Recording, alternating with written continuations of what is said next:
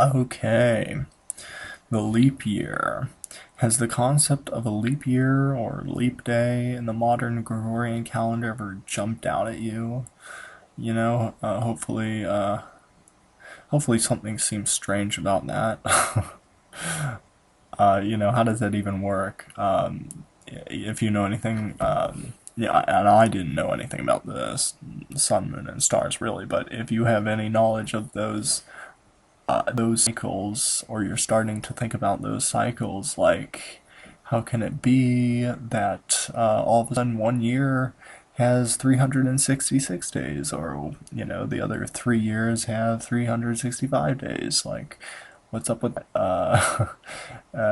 I mean, we're talking about the difference between Enoch calendar and our modern day calendar.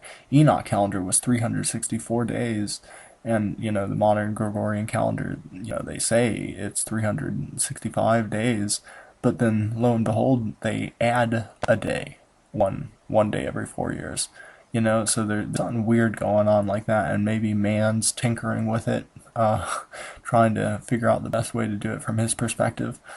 But Enoch actually talks about how to deal with this time difference. Many people quickly realize that there are 364 days in the year, talked about in the Book of Enoch, and it doesn't seem to match the 365 day we currently live in. What do you do with the extra 1.25 days?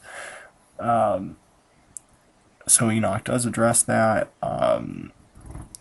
Yeah, so I was listening to the audio version of the Book of Enoch that I had over and over and over again, car rides back and forth from work, and because I'm not really much of a reader, I'm more of a listener, and it was making a lot of simple sense that the moon cycle fell 10 days behind the cycle of the sun and the stars each year.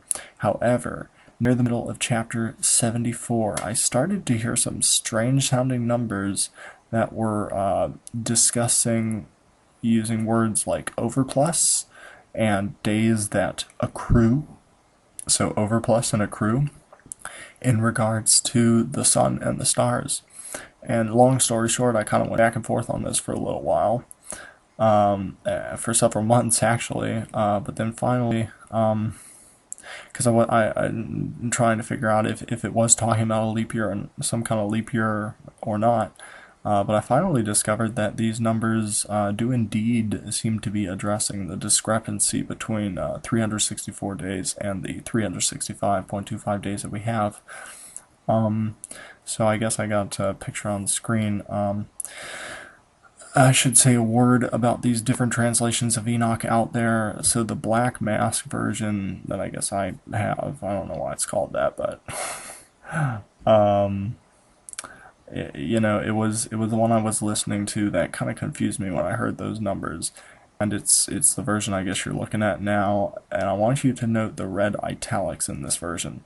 Red italics means I'm not sure if this is true, but someone asserted that the original text says or implies this. These key little phrases that kind of have the power to really steer this thing in the interesting directions. I do tend to believe that this translation is correct, this assertion.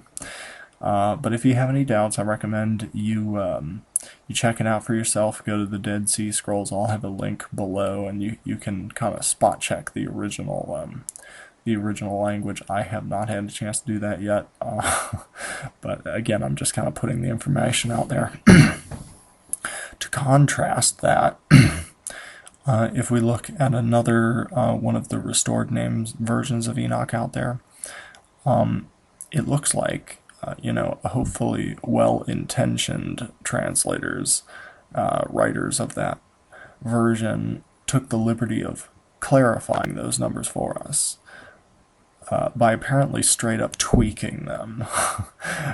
And it now appears that this section of the Book of Enoch is simply restating the fact that the cycles of the moon fall 10 days behind the cycles of the sun per year, and the concept of the leap year and day, whatever, kind of goes out the window. Again, I recommend going to the original source to check it out, the original scrolls. I got a link for that down below the video. to summarize, I recommend checking out some of the work of John and Donna Minten. They have a calendar out there, a PDF that kind of explains a lot of this, but especially this leap year thing. And I think it's titled Yahs-Calendar-Final. I'll have some info for that down below the video. Also, bear in mind the Bible tells us some interesting stories of time stopping, Joshua 10:12, and time even moving backwards, 2 Kings 20:11 and Isaiah 38:8. So, because I know in John Mitten's work he talks about rounding a little bit, and it's almost perfect, but there is a little bit of rounding, and I wonder if there's a little bit of rounding because of those interesting stories regarding time stopping or even moving backwards in the Bible. All right, shalom and Yah bless.